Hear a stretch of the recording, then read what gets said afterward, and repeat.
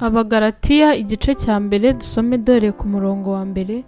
Pawulo, intumwa itari y'abantu kandi itatumwe n'umuntu, ahubwo yatumwe na Yesu Kristo n'Imana Data wa twese yamuzuye. Njye na bene data turi kumwe bose turabandikiye mwebwe abo mu matorero y'i Galatiya.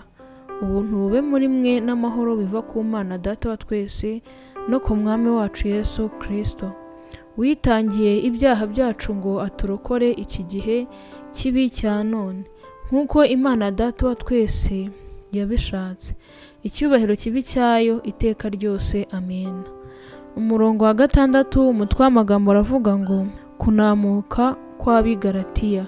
Ndatangazwa nuko mwimuye vuba mutyo mukareka uwabahamagariye guhabwa ubuntu bwa Kristo mukajya ku bundi butumwa.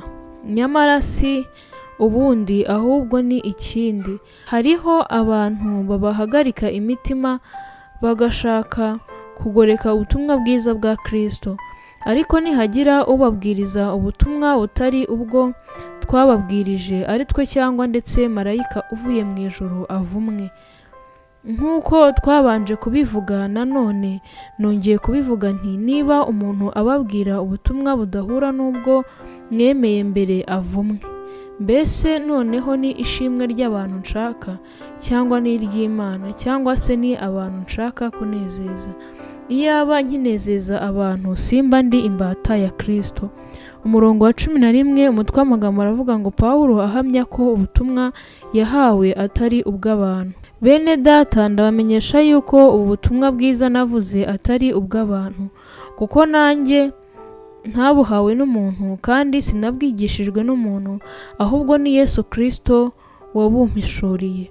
Mwumvise ingeso zanjye nari mfite kera ngikurikiza idini y'Abayuda, yuko nari nkabije kurenganya itorero ry'Imana no kuririmbura. Kandi narushije benshi bo mu bwoko bwacu tungana gukurikiza idini y'Abayuda, kuko nabarushaga kugira ishyaka ry'imigenzo twahawe na ba sokuruza. Ariko Imana yantoranije nkiri mu nda ya mama, impamagara kubw'ubuntu bwayo. Kandi ubwo yashimaga kumpishurira umwana wayo ngo mvuge ubutumwa bwe bwiza mu banyamahanga, sinahereye ko ngisha inama abafite umubiri n'amaraso, cyangwa ngo nzamuke njye i Yerusalemu gusanga abambanjirije kuba intumwa, ahubwo nagiye muri Arabiya, kandi mvuyeyo nsubira i Damasiko. Nuko imyaka 3 ishize ndazamuka njya i Yerusalemu gusura Kefa, mara iwe iminsi 15. Ariko mu zindi ntumwa nta wundi nabonye keretse Yakobo mwene nyina w'Umwami Yesu. Ndabarahira imbere y'Imana yuko ibyo bibandikiye ntabeshya. Bukeye njya mu bihugu by'i Siriya n'i Kilikiya.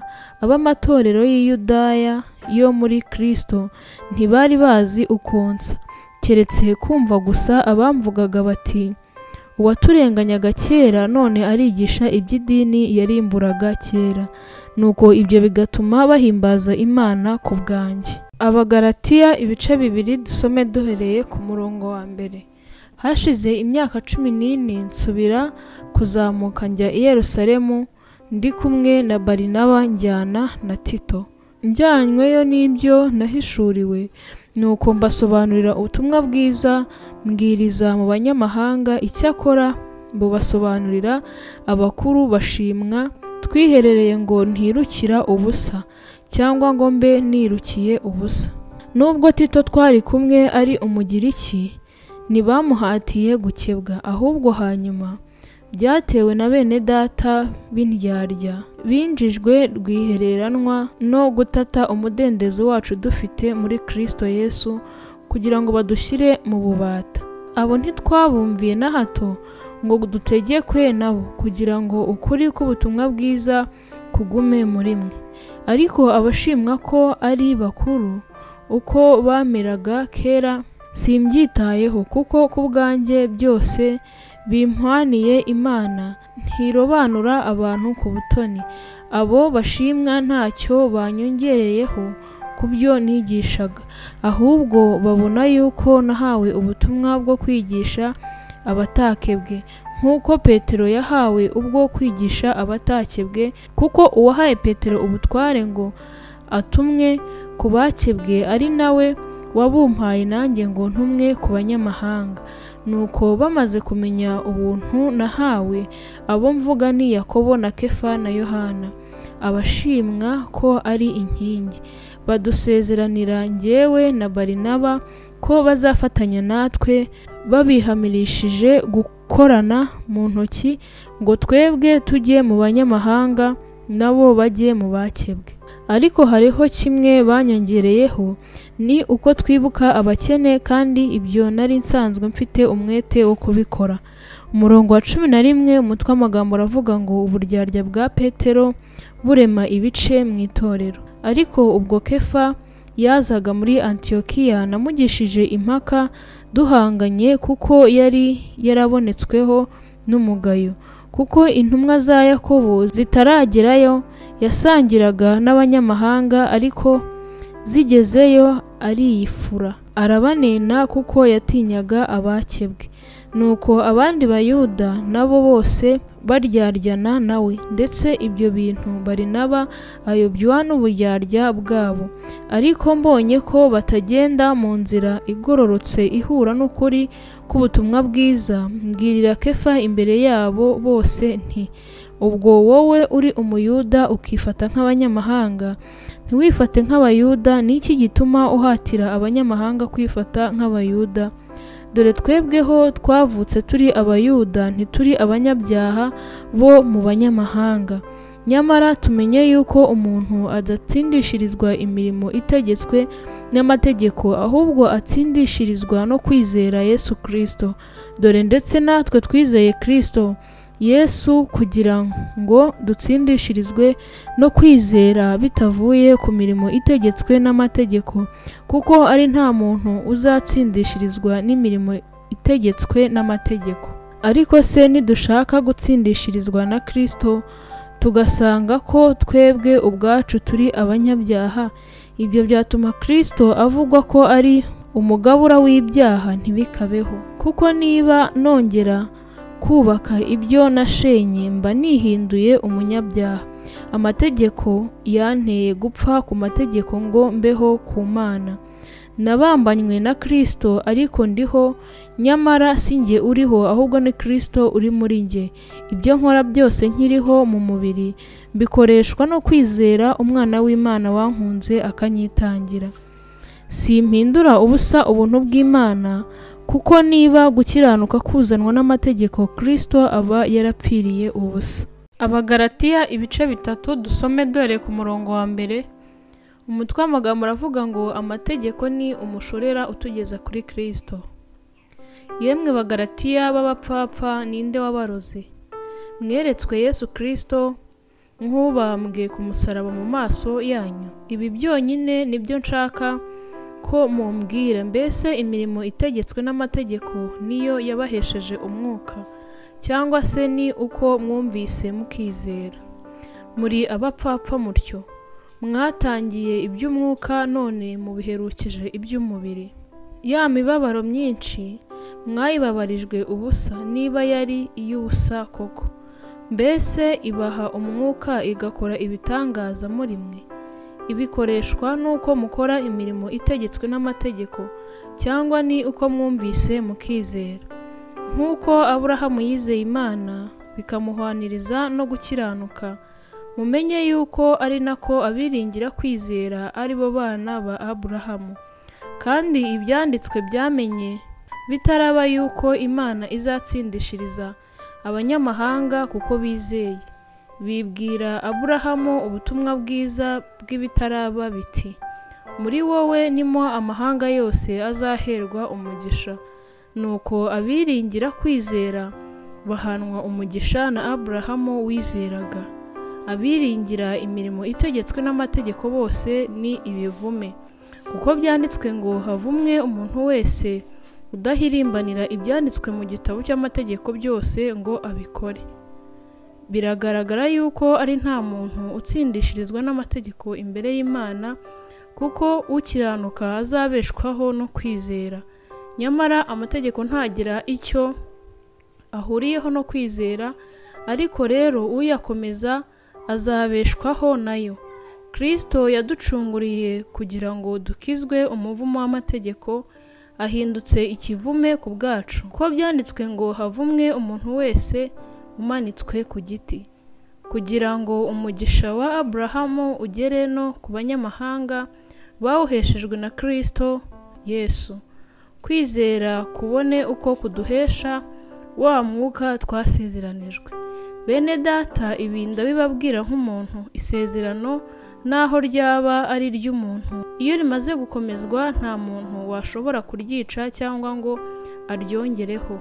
Nuko rero ibyasezeranijwe Aburahamu n'urubyaro rwe, nyamara Imana ntiravuga iti imbyaro nko kuvuga benshi, ahubwo iti ni urubyaro rwawe nko kuvuga umwe ari we Kristo.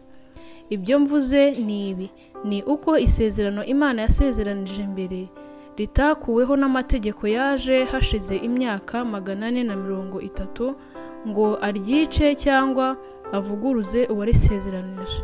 Kuko iyo umurage uva ku mategeko waba utakivuye ku byasezeranijwe, ariko dore Imana yawuhaye Aburahamu iwumusezeranije. None se amategeko yazanywe n'iki? Yategetswe hanyuma kubw'ibicumuro kugeza aho urubyaro ruzazira urwo byasezeranijwe, kandi yahawe abamarayika kugira ngo bayatange, bayahe umuhuza mu ntoki, nawe ayahe abantu. Icyakora uwo muhuza si umwe, nyamara Imana ni imwe. Mbese ubwo bibaye bityo, amategeko arwanya amasezerano y'Imana? Ntibikabeho, kuko iyaba harabayeho amategeko abasha kubeshaho abantu, gukiranuka kuba kwaraheshejwe nayo. Ariko ibyanditswe bivuga yuko byose byakingiraniwe gutwarwa n'ibyaha, kugira ngo abizera bahabwe ibyasezeranijwe babiheshejwe no kwizera Yesu Kristo. Icyakora uko kwizera kutaraza, twarindwaga tubohewe gutwarwa n'amategeko, dutegereje kwizera kwari kugiye guhishurwa. Ahubwo nibwo buryo amategeko yatubereye umushorera wo kutugeza kuri Kristo ngo dutsindishirizwe no kwizera. Ariko kwizera kumaze kuza, ntitwaba tugitwarwa na wa mushorera. Mwese muri abana b'Imana mubiheshejwe no kwizera Kristo Yesu. Kuko mwese ababatijwe muri Kristo muba mwambaye Kristo. None ntihakiriho umuyuda cyangwa umugiriki, ntihakiriho imbata cyangwa uw'umudendezo, ntihakiriho umugabo cyangwa umugore, kuko mwese muri umwe muri Kristo Yesu. Ubwo muri aba Kristo, muri urubyaro rwa Aburahamu, muri n'abaragwa nk'uko byasezeranijwe. Abagalatiya ibice 4 dusome dore ku murongo wa mbere. Umutwe w'amagambo aravuga ngo ubutumwa bwiza bwatubatuye mu mategeko. Ariko ndavuga yuko umuragwa iyo akiri umwana atagira icyo atandukanaho n'imbata, nubwo yaba ari nyir'ibintu byose, ahubwo ategekwa n'abamurera n'ibisonga kugeza igihe cyategetswe na se. Natwe niko turi, tukiri bato twari imbata, dutegekwa n'amategeko ya mbere yahoze mu isi. Maze igihe gikwiriye gisohoye, Imana yohereza umwana wayo wabyawe n'umugore kandi wavutse atwarwa n'amategeko, ngo acungure abatwarwa nayo, biduheshe guhinduka abana b'Imana. Kandi kuko muri abana bayo, nicyo cyatumye Imana yohereza umwuka w'umwana wayo mu mitima yacu, avuga ati aba data. Nicyo gituma utakiri imbata, ahubwo uri umwana. Kandi rero ubwo uri umwana, uri n'umuragwa ubihawe n'Imana.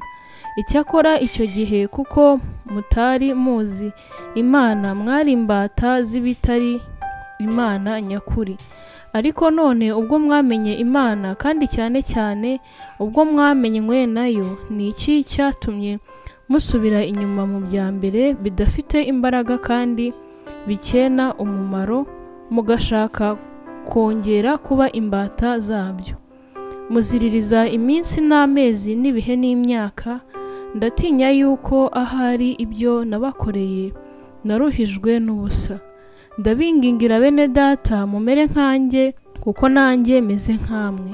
Ntimurakangirira nabi nubwo muzi yuko indwara y'umubiri ariyo yanzanye iwanyu ku bwa mbere kubabwira ubutumwa bwiza, kandi nubwo iby'umubiri wanjye byababereye ikirushya ntimurakabihinyura ngo mubicire ifudika, ahubwo mwanyemeye nka marayika w'Imana ndetse na Kristo Yesu ubwe. Ariko none kwa kwishima kwanyu kuri he? Ndabahamya yuko muri icyo gihe iyo bishoboka muba mwaremeye kwinogora amaso mukayampa. Mbese mpindujwe umwanzi wanyu nuko mbabwira ukuri? Ba bandi barabikundisha, nyamara si mu buryo bwiza, kuko icyo bashaka ari ukubakingiranira hanze kugira ngo namwe mubone uko mubihakirizwaho. Icyakora byaba byiza ko mwakundwa mukundiwe mu byiza, atari igihe ndi kumwe namwe gusa, ahubwo iminsi yose. Bana banjye bato, abo nongera kuramukwa kugeza aho Kristo azemererwa muri mwe. Icyampa nkaba ndi kumwe namwe ubu ngo noroshye ijwi ryanjye, kuko mpeze mu rungabangabo ku bwanyu. Umurongo wa 21 umutwe w'amagambo uravuga ngo Sara na Hagari bari ibyitegererezo by'amasezerano abiri. Abashaka gutwarwa n'amategeko nimumbwire. Ntimurasobanukirwa n'amategeko? Byanditswe yuko Aburahamu yari afite abahungu babiri, umwe ari uw'inshoreke undi ari uw'umugeni. Uw'inshoreke yavutse nk'uko iby'umubiri bigenda, naho uw'umugeni yavutse kubw'isezerano ry'Imana. Ibyo birimo umugani, kuko abo bagore bameze nk'ab'amasezerano abiri. Rimwe ryavuye ku musozi wa Sinayi ribyarira ububata. Iryo ni ryo rigereranywa na Hagayi, ari we kandi ugereranywa n'umusozi wa Sinayi wo muri Arabiya, kandi usobanurwa ngo Yerusalemu ya none, kuko iri mu bubata hamwe n'abana bayo. Ariko Yerusalemu yo mu ijuru niyo mugeni, niyo mama wa twese. Kuko byanditswe ngo ishimwe ngumba itabyara, tera hejuru uvuge cyane utaramukwa, kuko abana b'inyungwakazi ari benshi baruta ab'inkundwakazi. Nuko rero bene data, namwe muri abana b'isezerano nk'uko Isaka yari ari. Ariko nk'uko icyo gihe uwabyawe n'umubiri yarenganyaga uwabyawe n'umwuka, na n'ubu niko bikimeze. Mbese ibyanditswe bivuga bite? Biravuga biti, senda inshoreke n'umuhungu wayo, kuko umuhungu w'inshoreke atazaraganywa n'umuhungu w'umugeni. Nuko bene data, ntitukiri abana b'inshoreke, ahubwo turi ab'umugeni. Abagalatiya ibice 5, dusome dore ku murongo wa 1. Umutwe w'amagambo uravuga ngo Abagalatiya bahugurirwa gukomeza umudendezo wa Gikristo. Ubwo Kristo yabaturiye kuba ab'umudendezo, nuko muhagarare mushikamye, mutacyongera kubohwa n'ububata. Dore njyewe Pawulo ndababwira yuko nimukebwa Kristo atazagira icyo abamarira. Kandi ndabwira umuntu wese ukebwa yuko azaba afite umwenda wo kurangiza ibyategetswe n'amategeko byose. Mwebwe abashaka gutsindishirizwa n'amategeko, mutandukanijwe na Kristo, kuko mwaguye muretse ubuntu bw'Imana. Naho twebwe kubw'umwuka dutegereje kuzakiranuka, twiringiye ko tuzabiheshwa no kwizera. Muri Kristo Yesu gukebwa ntacyo kumaze cyangwa kudakebwa, ahubwo ikigira icyo kimaze ni ukwizera gukorera mu rukundo. Mbese ko mwagendaga neza, ninde wababujije kumvira ukuri? Uko koshywa ntikwavuye kuri iyo ibahamagara. N'ubundi igitubura gike gitubura irobe ryose. Ndabiringiye kubw'umwami wacu yuko mutazagira undi mutima wundi, ariko ubahagarika imitima, uwo ari we wese azabwibwaho n'urubanza rwe. Mbese bene data, niba nkibwiriza gukebwa, ni iki gituma nkirenganywa? Iyo mba nkibikora, cya gisitaza giterwa no kubwiriza iby'umusaraba kiba cyaramvuyeho. Icyampa ababahagarika imitima bakikona rwose. Bene data, mwahamagariwe umudendezo, ariko umudendezo wanyu ntimukawugire urwitwazo rwo gukurikiza ibya kamere, ahubwo mukomerane mu rukundo. Kuko amategeko yose asohorera mu ijambo rimwe ngiri ngo ukunde mugenzi wawe nk'uko wikunda. Ariko rero nimushikurana mugaconcomerana, mwirinde mutamarana. Umurongo wa 16 umutwe w'amagambo uravuga ngo imirimo ya kamere n'imbuto z'umwuka. Ndavuga nti muyoborwe n'umwuka, kuko aribwo mutazakora ibyo kamere irarikira. Kuko kamere irarikira ibyo umwuka yanga, kandi umwuka yifuza ibyo kamere yanga, kuko ibyo bihabanye. Nicyo gituma ibyo mushaka gukora atari byo mukora. Ariko niba muyoborwa n'umwuka, ntimuba mugitwarwa n'amategeko. Dore imirimo ya kamere iragaragara niyi: gusambana, no gukora ibiteye isoni n'iby'isoni nke, no gusenga ibishushanyo, no kuroga, no kwangana, no gutongana, n'ishyari n'umujinya n'amahane, no kwitandukanya, no kwirema ibice, no kugomanwa, no gusinda, n'ibiganiro bibi n'ibindi bisa bityo. Ndababwira hakiri kare, nk'uko nababwiye kera, yuko abakora ibisa bityo batazaragwa ubwami bw'Imana. Ariko rero imbuto z'umwuka ni urukundo, n'ibyishimo, n'amahoro, no kwihangana, no kugira neza, n'ingeso nziza, no gukiranuka, no kugwa neza, no kwirinda.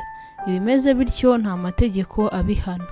Abakristo Yesu babambanye kamere n'iruba n'irari byayo. Niba tubeshwaho n'umwuka, tujye tuyoborwa n'umwuka. Twe kwifata uko tutari, twenderanya kandi tugirirana amahari. Abagalatiya ibice 6 dusome dore ku murongo wa 1. Bene data, umuntu niyadukwaho n'icyaha, mwebwe ab'umwuka mugaruze uwo muntu umwuka w'ubugwaneza, ariko umuntu wese yirinde kugira ngo nawe adashukwa. Mwakirane ibibaremerera kugira ngo abe ariko musohoza amategeko ya Kristo. Umuntu niyibwira ko ari ikintu kandi ari ntacyo aricyo, aba yibeshye. Ibyiza nuko yakwisuzuma mu mirimo we ubwe, kuko aribwo azabona icyo yirata kubwe wenyine atari ku bwa mugenzi we. Kuko umuntu wese aziyikorera uwe mutwaro, uwigisha ijambo ry'Imana agabane n'umwigisha ibyiza byose. Ntimuyobe, Imana ntinegurizwa izuru, kuko ibyo umuntu abiba ari byo azasarura. Ubibira umubiri we muri uwo mubiri azasaruramo kubora, ariko ubibira umwuka muri uwo mwuka azasaruramo ubugingo buhoraho. Twe gucogorera gukora neza, kuko igihe nigisohora tuzasarura nitutagwa isari. Nuko rero tugirire bose neza uko tubonye uburyo, ariko cyane cyane ab'inzu y'abizera. Murebe namwe uburyo mwandikishirije inyuguti nini n'ukwanjye kuboko. Abashaka bose kwiha igikundiro ku bw'umubiri nibo babahata gukebwa. Nta yindi mpamvu ibibateye, keretse kugira ngo batarenganywa bazize umusaraba wa Kristo. Ndetse abakebwe ubwabo nubwo badakomeza amategeko, nyamara bashaka ko mukebwa ngo babone uko birata ku bw'imibiri yanyu. Ariko njyeweho si nkiratana ikindi keretse umusaraba w'Umwami wacu Yesu Kristo, wateye ko iby'isi bimbera nk'ibibambwe, nanjye nkabera iby'isi nk'ubambwe. Nuko gukebwa kutagira umumaro cyangwa kudakebwa, keretse kuba ikiremwa gishya. Kuko abazajya bakurikiza ibyo, amahoro n'imbabazi bibe muri bo, bibe no mu Bisirayeli b'Imana. Uhereye none ntihakagire umuntu undushya, kuko mfite ku mubiri inkovu za Yesu. Bene data, ubuntu bw'Umwami wacu Yesu Kristo bubane n'imitima yanyu. Amen.